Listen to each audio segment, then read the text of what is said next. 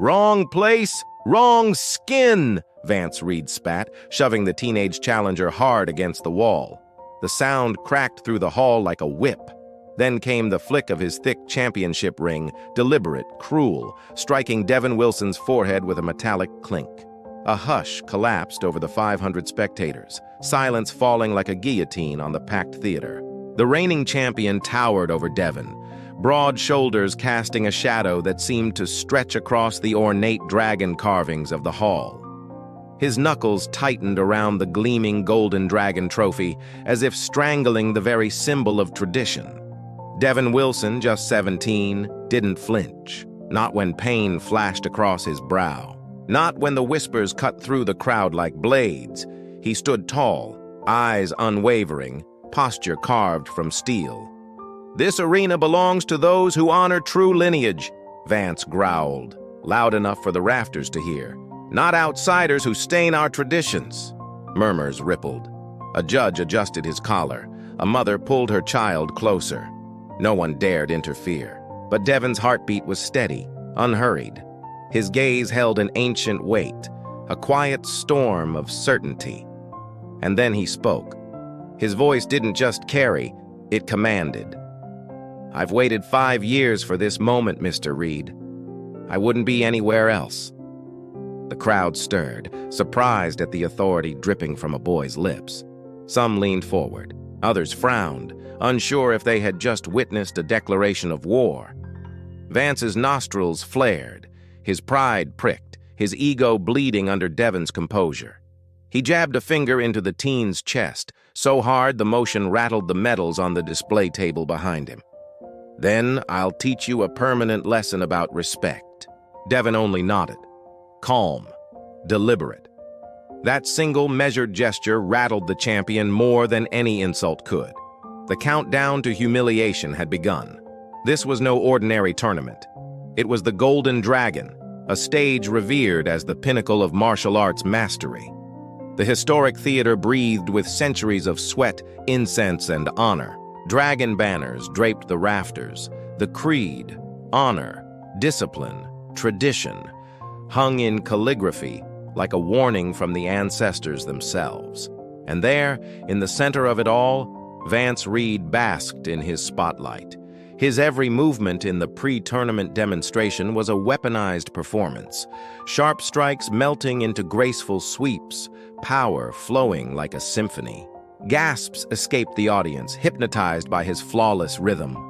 Behind him, 5 championship medals glittered on velvet, shrines to his decade of dominance.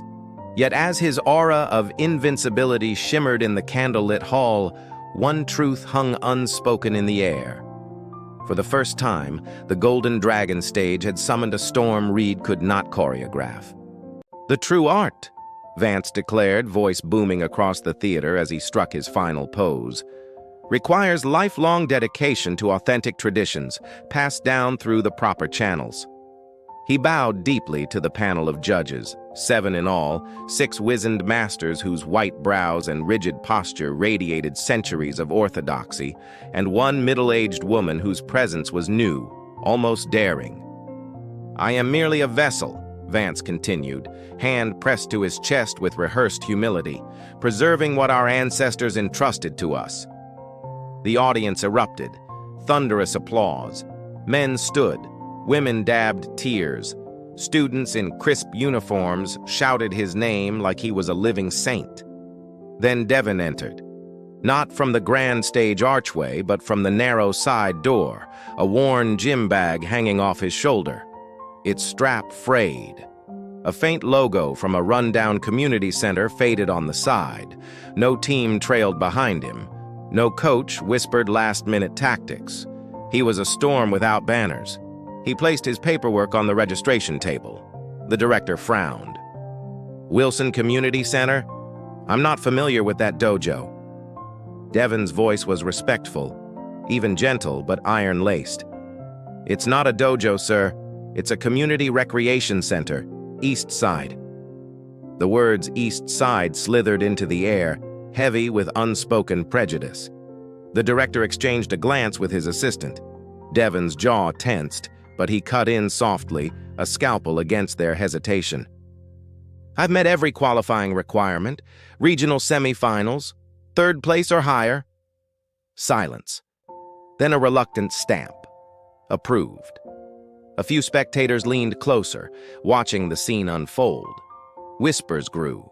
Curiosity mingled with doubt. As Devon stepped away, Vance accidentally brushed past, knocking the teen's water bottle to the floor. The plastic rolled, spilling a silver stream across the polished wood. "Careful where you step, boy," Vance whispered, his lips barely moving, voice sharp as a knife.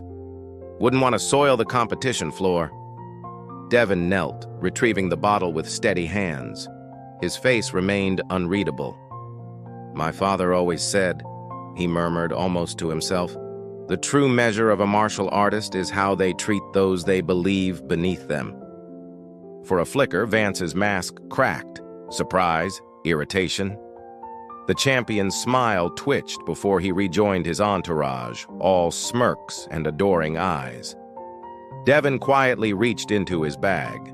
From an inner pocket, he withdrew a small, worn photograph, a young black man in a modest tournament gi, smiling proudly beside a trophy half the size of Vance's smallest medal.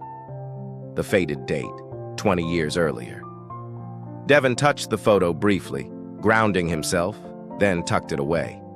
The crowd surged toward the posted brackets. Murmurs thickened like smoke. "They put the newcomer in the champions division? With that record? He won't last around." Devon scanned the board calmly, noting his placement among killers, every opponent a decorated black belt with trophies stacked at home like firewood. His face betrayed no reaction. From the judges' table, one pair of eyes burned through the noise. Master Haruto Tanaka, his face carved with decades of discipline, leaned forward. Something in Devon's profile tugged at memory. A resemblance. A ghost. He narrowed his eyes, head tilting as if searching for a name long buried. "The bracket assignments are final," the director barked, smothering the chatter. "Tradition dictates respect for the judges' decisions." Devon bowed slightly toward the announcement. Quiet grace in the storm. Then he walked to his assigned area, unhurried. His first opponent awaited. A stocky regional champion with 3 titles and a grin that said easy win. He cracked his knuckles. Devon simply tightened the strap of his worn glove. The bell was about to test whether legends could still be born in silence. The referee's hand sliced through the air. "Begin." Most expected a swift execution. The underdog dispatched in minutes, forgotten before intermission. But the moment Devon moved, the script unraveled. He glided, not attacking, not flashy, just a ghost half a beat beyond his opponent's reach. A block here, a sidestep there, the faintest pivot carrying him clear. His strikes when they landed weren't wild punches. They were notes, each one struck at perfect timing. The crowd leaned in, whispers rolled. "His basics, flawless," muttered a coach on the sidelines, frowning. "But he's holding something back." By the halfway mark, Devon was ahead, not by dominance but by precision. His opponent, stocky and decorated, began to fray. Sweat slicked his brow as frustration bled into recklessness. Each aggressive surge met the same fate, dissolved by Devon's quiet economy of motion. When the whistle called for a 1-minute break, Devon stood still, breathing steady, as if the match hadn't touched him. Across the mat, his opponent was swarmed by coaches barking advice, towels pressed, hands gesturing wildly. But it wasn't the opponent's rage that commanded attention. It was Vance Reed. From across the theater, the champion's gaze had hardened into stone. Then he moved. "Stop!" His voice cut through the noise like steel scraping glass. The crowd startled. Even the referee froze. "Excuse me, Champion Reed?" "As head of this tournament's traditions committee," Vance interrupted, striding onto the competition floor, an act no one dared forbid. "I have the right to question improper participation." The entire hall rippled. His words weren't for the officials. They were pitched for the audience. "This boy claims training from a community center," he sneered. "Yet he performs techniques rooted in our protected lineage." The director hurried forward. "Champion Reed, the match is in progress."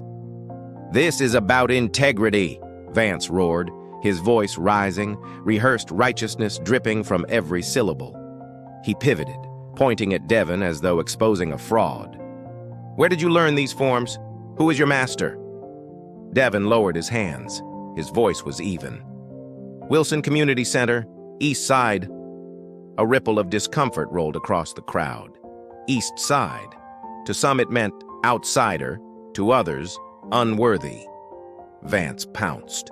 "So no recognized master, no lineage." He let the words hang like charges in a trial.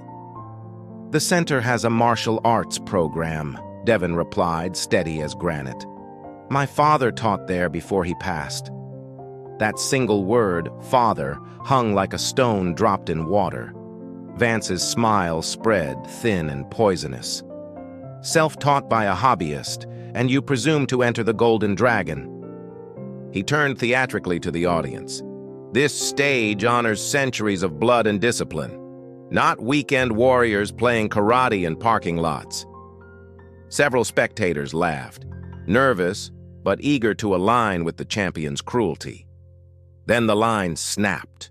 Without warning, Vance seized Devon by the shoulders, yanking him into a rigid stance.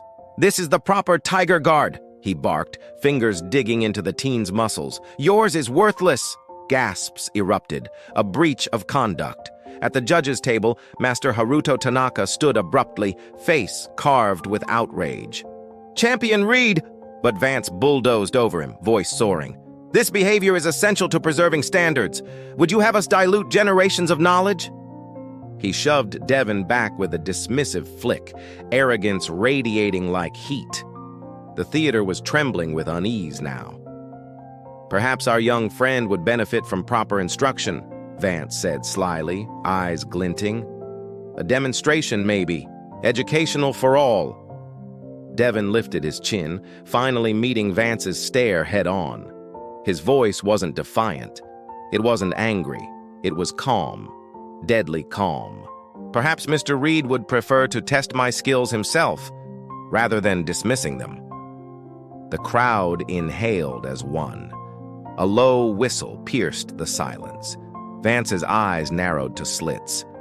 "You want a lesson from the master himself? In front of everyone?" His laugh was sharp, mocking, brittle. "Your funeral, kid." Devon nodded once, without hesitation. "I would be honored." The audience fractured. Some roared approval, hungry for spectacle. Others shifted uncomfortably in their seats, sensing this was no exhibition. This was about humiliation, blood, and pride. From the sidelines, an old competitor muttered under his breath, "The boy has courage, if not sense." The air in the theater tightened, alive with anticipation. Tradition, arrogance, legacy, and defiance were about to collide, and no one could predict who would walk away unbroken. Master Haruto Tanaka remained standing, his weathered face unreadable. The silence stretched until he finally lowered himself back into his chair. But his eyes, sharp, ancient, piercing, never left Devon. The tournament director cleared his throat, his voice carrying the stiffness of a man forced into delicate territory. After hurried whispers with the judges, he addressed the hall. "Ladies and gentlemen, an unusual, though not unprecedented situation has arisen." A ripple of excitement surged through the audience. Heads craned forward, some whispering in urgent tones to wide-eyed newcomers. "Champion Reed has invoked the honor match." Gasps, murmurs. The old warriors in the crowd nodded knowingly. Parents explained quickly to their children.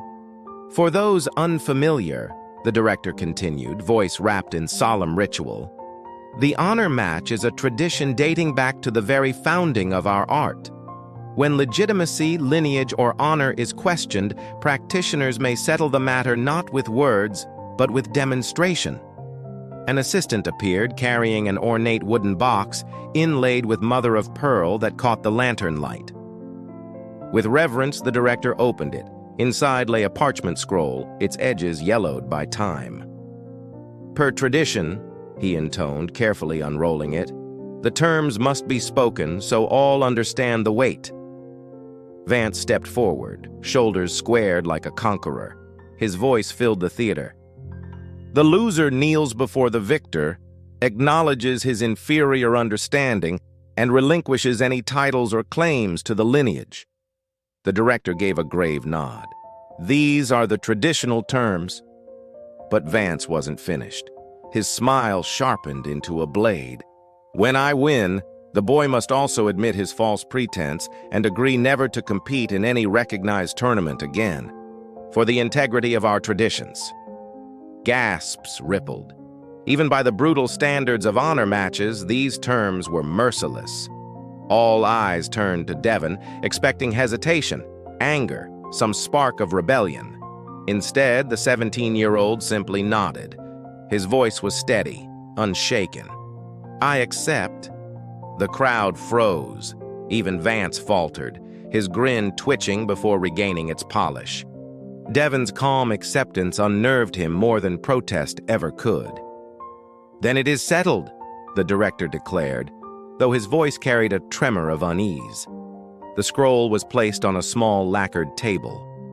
Vance signed first, his brush strokes large, theatrical, almost daring Devon to tremble. Then Devon stepped forward.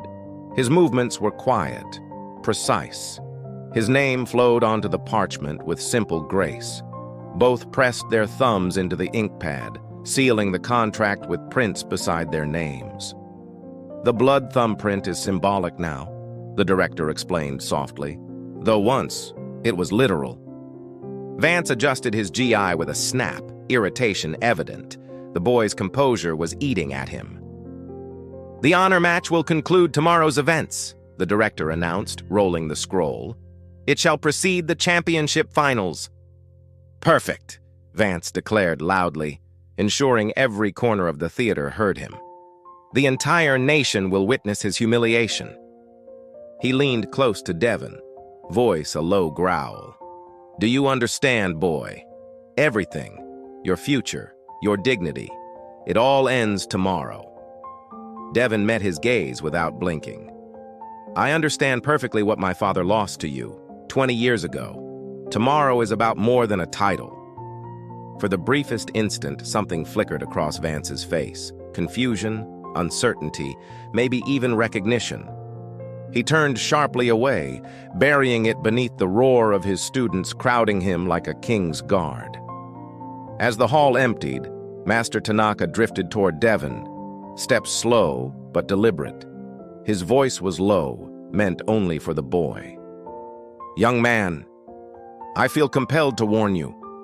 There is honor in respect, yes, but also in truth. Tomorrow, choose which you will defend wisely.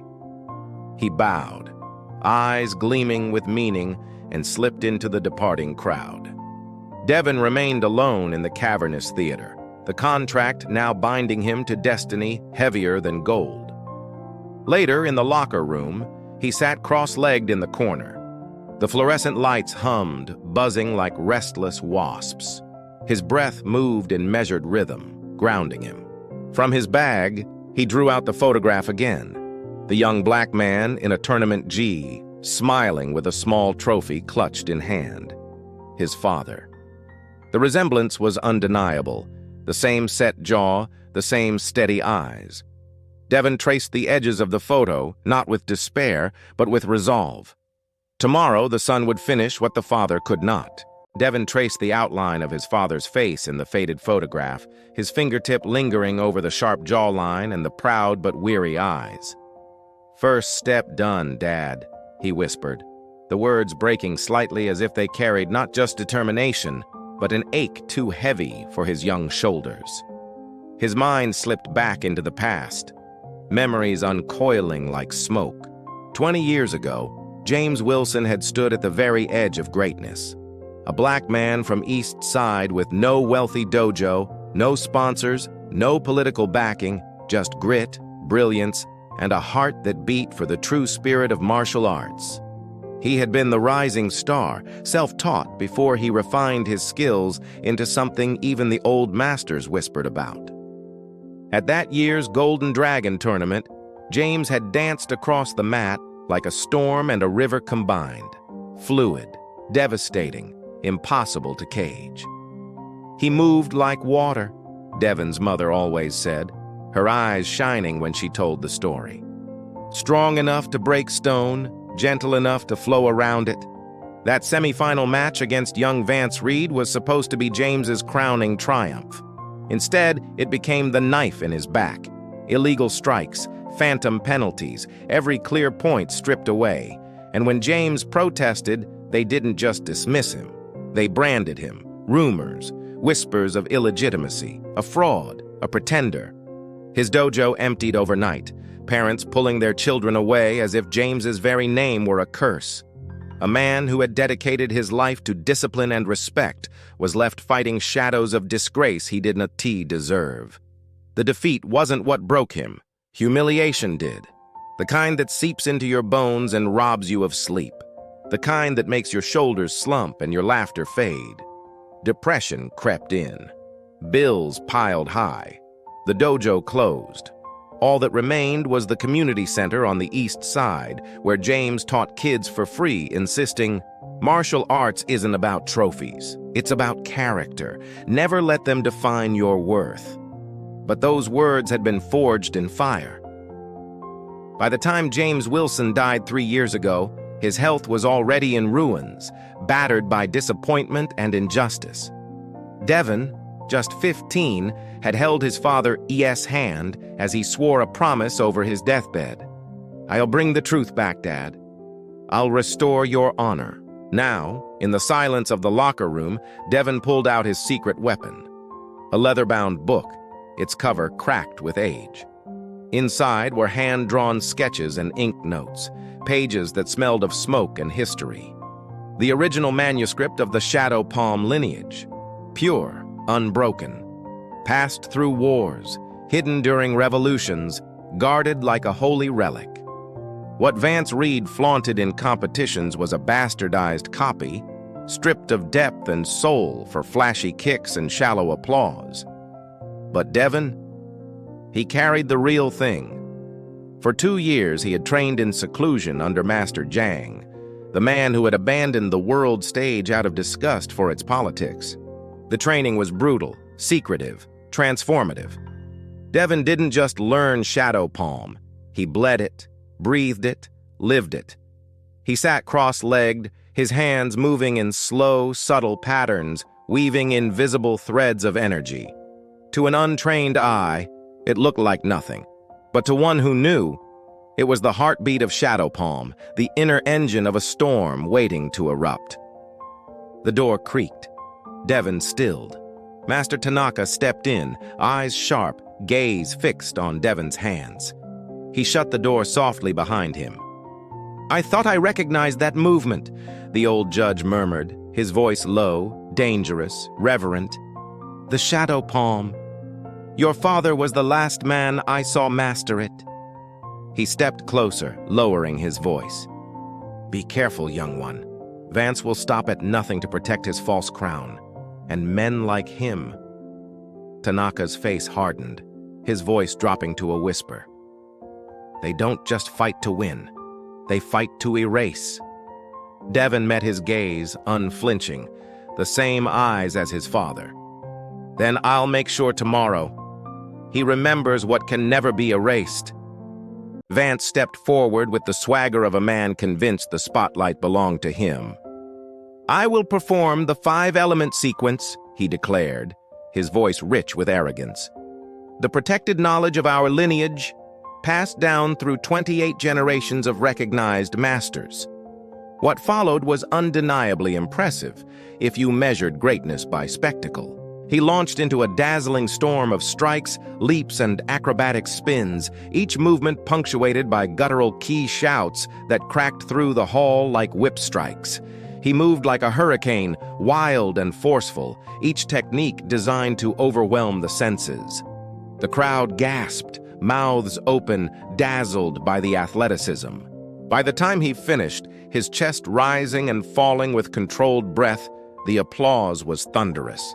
He bowed low to the judges, deeply to the audience, and only barely inclined his head toward Devon, an insult thinly veiled as formality. "Mr. Wilson," the director announced, "your demonstration." Devon walked to the center of the mat with none of the flash, none of the theatrics. He simply bowed, rolled his shoulders once, and began. The first form, the most basic beginner's sequence. No flourishes, no acrobatics, just foundation, balance, breath, alignment. His movements were steady, fluid, unhurried, like water trickling down a mountain, cutting stone not through force but persistence. The audience shifted uncomfortably. A few laughed, mistaking his simplicity for nervousness or worse, lack of skill. "Is he mocking us?" someone called out. Others frowned, sensing something deeper but unable to name it. Only Master Tanaka's face remained unreadable, his gaze fixed on Devon with the intensity of a man reading scripture. When the demonstration ended, there was no applause, only whispers. Devon bowed once, respectfully, and stepped back into position.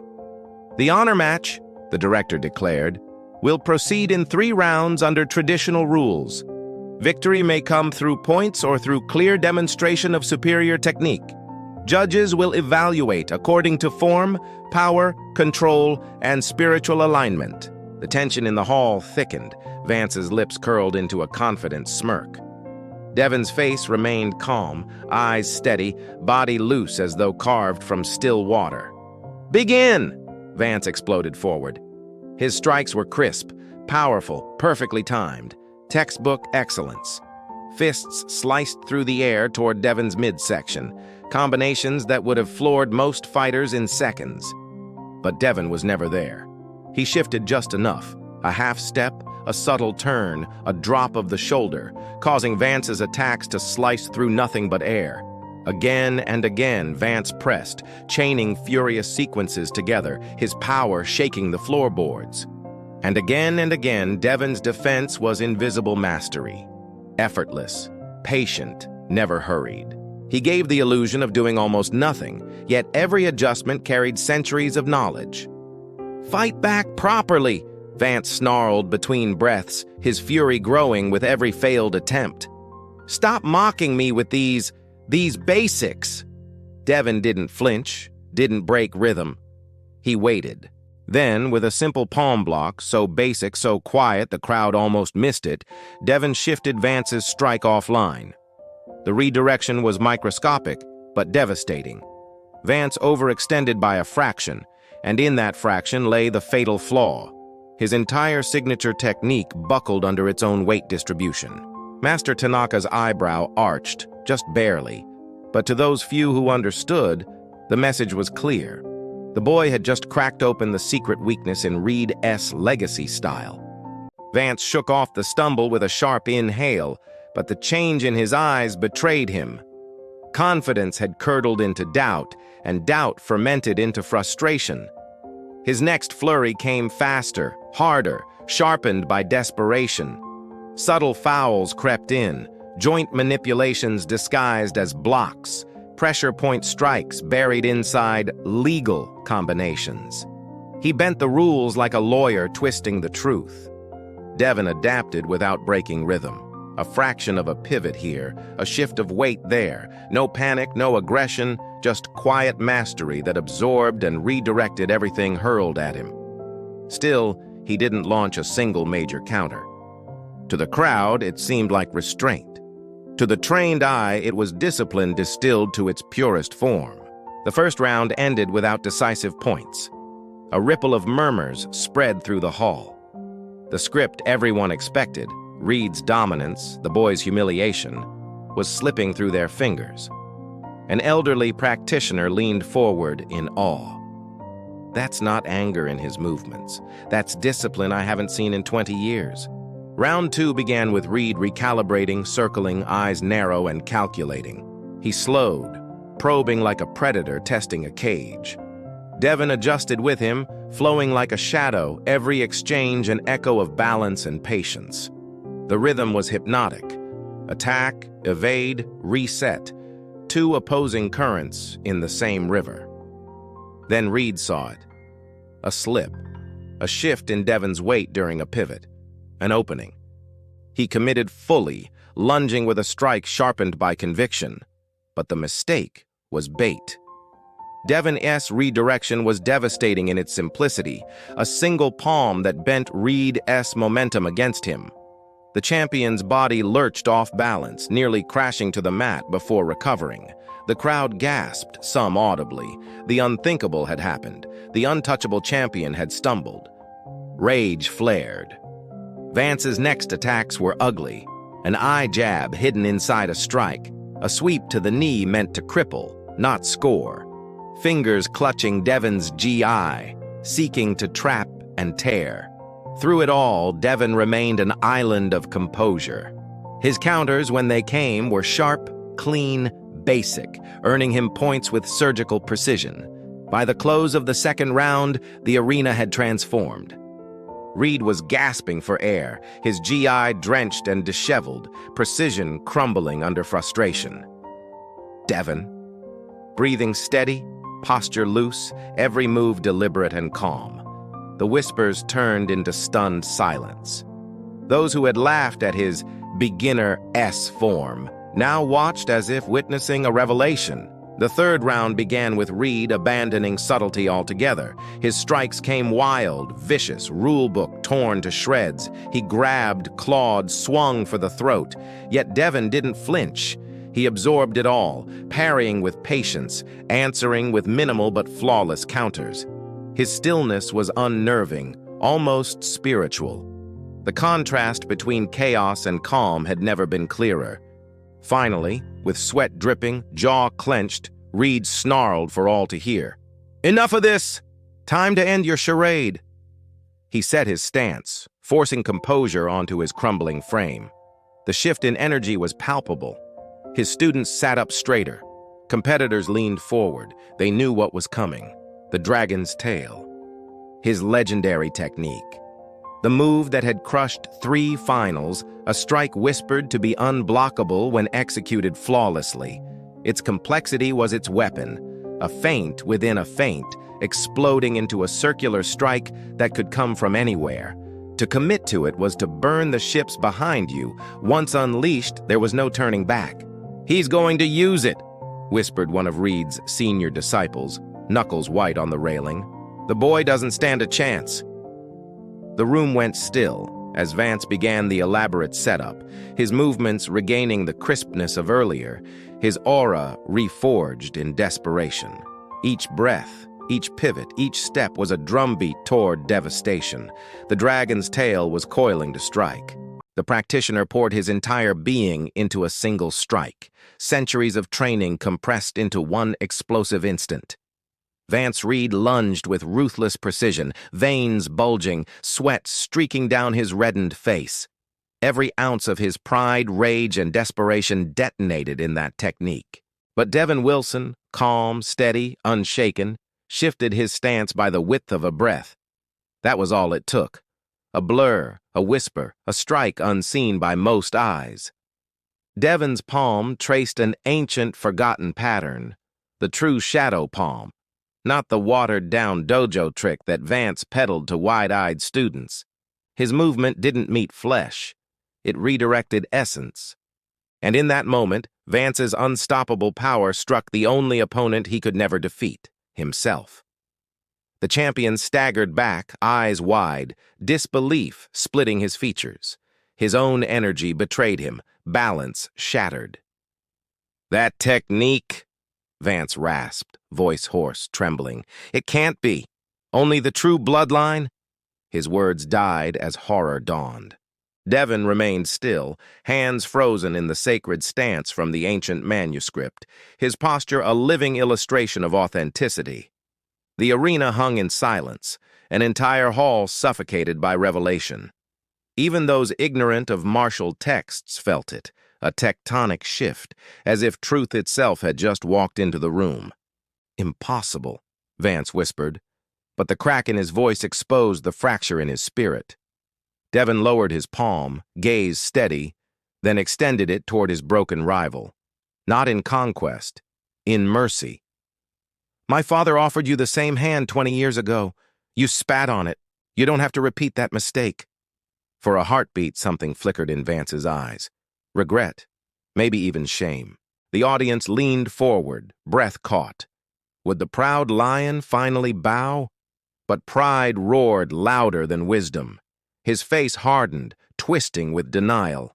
With a feral cry, he hurled himself at Devon, breaking every rule, hand clawing straight for the boy's throat. Devon didn't even raise a guard. He simply wasn't there. One step, subtle as a whisper, and the wild lunge carved only empty air. Momentum became Vance's executioner. His body pitched forward, legs scrambling, knee buckling beneath the fury of his own charge. Crack! The sound ripped through the hall like a gunshot. Vance collapsed in a heap, clutching his twisted knee, his face contorted in agony, not just physical, but the unbearable humiliation of a fallen king. The match was finished. Not by Devon's destruction, but by Vance's desperation. He had written his own downfall. Master Tanaka rose, solemn as a mountain, the other judges following suit. Words were unnecessary. The verdict stood in Vance's broken posture and Devon's serene, unshaken stance. The director advanced, honor scroll in hand, voice heavy with tradition. "According to ancient custom, the honor match has concluded. Recognition must be given." Vance seethed on the mat, one fist clenched, one hand shielding his ruined knee. His jaw quivered between rage and humiliation, pride and the bitter taste of truth. "Champion Reed," the director pressed, unflinching, "tradition requires your acknowledgement." The hall held its breath. The black boy who was never meant to belong had just dismantled an empire of arrogance. Now all that remained was the public kneel of a broken champion. A low murmur slithered through the arena, restless and heavy. Every eye locked on Vance Reed. The moment of reckoning had arrived. By the very rules he had demanded, he was required to kneel, acknowledge defeat, surrender his titles, and admit his fraud. Yet now his knee throbbed with pain and his pride with something far worse. The silence pressed down, suffocating. Even his own students shifted uncomfortably, some turning away from the humiliation of their master, others watching with morbid fascination, unable to look anywhere else. Devon Wilson stepped forward, his presence filling the arena with quiet authority. When he spoke, his voice cut clean through the hush. "Before this ceremony continues, I should properly introduce myself." He bowed low to the judges' panel, his movements precise, reverent. "My name is Devon Wilson. I am the son of Master James Wilson." The name hit like thunder. Recognition flashed across the faces of the older practitioners. Whispers erupted as they leaned toward the younger crowd, urgently explaining the weight of the revelation. 20 years ago, Devon continued, his tone steady, but devoid of bitterness. "My father competed here. He was ridiculed, his lineage mocked, his legitimacy denied. Today was never about proving myself against you, Vance. It was about restoring the truth he was robbed of." From within his GI, Devon unfolded a worn yellow document, edges frayed from time. He handed it with both hands to the tournament director, who froze, startled by the gravity of what lay in his palms. The director passed it to Master Tanaka. His usually unshakable hands trembled as his eyes scanned the parchment. The ancient ink confirmed it. Grandmaster Zhang's signature, naming James Wilson as the 19th generation heir to the authentic Shadow Palm tradition. The audience gasped collectively. Devon raised his voice, commanding not just the hall but history itself. "The techniques you witness today aren't the watered-down imitations taught for medals. They are drawn from the original manuscript of our art, an art built on harmony, wisdom, and character, not trophies." One of Devon's supporters stepped forward with the leather-bound book Devon had meditated with the night before. Master Tanaka received it reverently, turning its brittle pages with the reverence of a priest opening scripture. The very room seemed to lean in with him. Vance Reed stared at the relic, the fight draining from his face. His lips moved before the words escaped. That's the original manuscript. I was told it was lost centuries ago. It was protected, Devon corrected gently, by those who understood its true value. The words pierced. Vance's face twisted, first with disbelief, then with the collapse of 20 years of denial. Slowly, with visible effort, he shifted down. His injured knee bent painfully, dragging him toward the mat. He bowed as deeply as his body would allow. "I knew," he rasped, voice cracking under the weight of his confession. "I knew 20 years ago your father's technique was authentic. I felt it the moment it touched me. But admitting it would have destroyed everything I had built. My teachers had scraps of truth, commercialized fragments. When James Wilson revealed the whole, I couldn't face what it said about me." Gasps and whispers tore through the crowd. His students, loyal disciples who had followed him blindly, looked as though the floor had vanished beneath their feet. "I spent 2 decades defending a lie," Vance said, voice now firmer as though freed by the confession. "The true dishonor was never in losing, but in the way I won and what I did afterward." With trembling hands, he unclasped the championship medals from around his neck. They clattered onto the mat, a metallic dirge for a hollow empire. "These were earned with skill, yes, but not with honor. I renounce them." Then, from within his GI, he pulled something small, tarnished, metallic. His fingers lingered on it as though it burned. "This belonged to your father. I stole it after I had him disqualified with false accusations. I've carried the weight of it every day since." The hall froze. Even the air seemed to pause, waiting for the verdict of history. Devon accepted the tarnished medal, the name of his father engraved upon it. For the first time, his iron composure faltered, just for a flicker, his jaw tightening as emotion surged beneath the surface. Then, with measured breath, he steadied himself again. History had been restored. Master Tanaka rose, his voice solemn yet ringing with conviction. "Today, we have not merely witnessed an honor match. We have borne witness to the restoration of truth." He bowed deeply to Devon. "The council acknowledges Devon Wilson as the legitimate heir to the Shadow Palm lineage, with all rights and responsibilities that entails." The words rolled through the arena like a tide, shifting hearts and minds. Some of Vance's disciples looked shattered, their master revealed as fallible. Others sat still, thoughtful, as if seeing their art for the very first time. Devon stepped forward. He extended his hand once more. This time, Vance Reed did not hesitate. He clasped Devon's hand firmly, allowing his former opponent to lift him to his feet. "True mastery," Devon said, his voice carrying through the hushed hall, "is not about ancestry or appearance.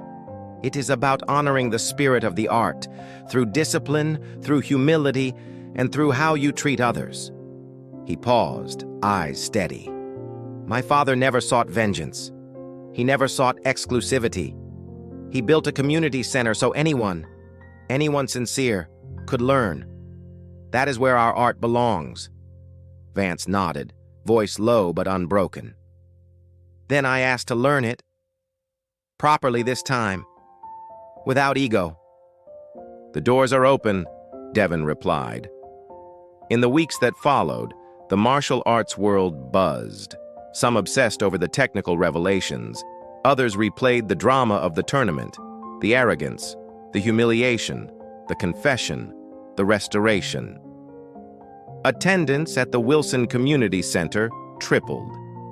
Students came from every corner of the country, hungry for authenticity, and sometimes, quietly, among them was Vance Reed. No longer a champion, no longer a fraud, just a student, carrying humility where once he carried pride. He assisted with classes, his technical skills still valuable when stripped of arrogance and guided by principle. 6 months later, Devon and Vance stood side by side on the mats of a regional exhibition. Their demonstration, precise, flowing, respectful, brought the crowd to its feet. A public reconciliation, proof that martial arts could do more than shape bodies. It could shape character. The Shadow Palm lineage, once endangered by politics and commercialization, was alive again, not as a jealously guarded secret, but as a living tradition, thriving through integrity, respect, and humility. Devon had restored not just his father's honor, but the integrity of an entire art.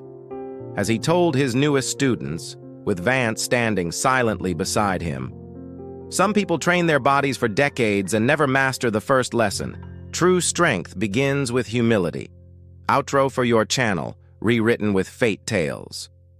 If this tale of redemption and martial truth resonated with you, take a moment to hit like and subscribe to Fate Tales, where every week we bring you powerful narratives of underdogs rising, bullies falling, and justice striking with precision. At Fate Tales, we don't just tell stories. We capture the moment when arrogance crumbles, when truth prevails, when dignity proves stronger than pride.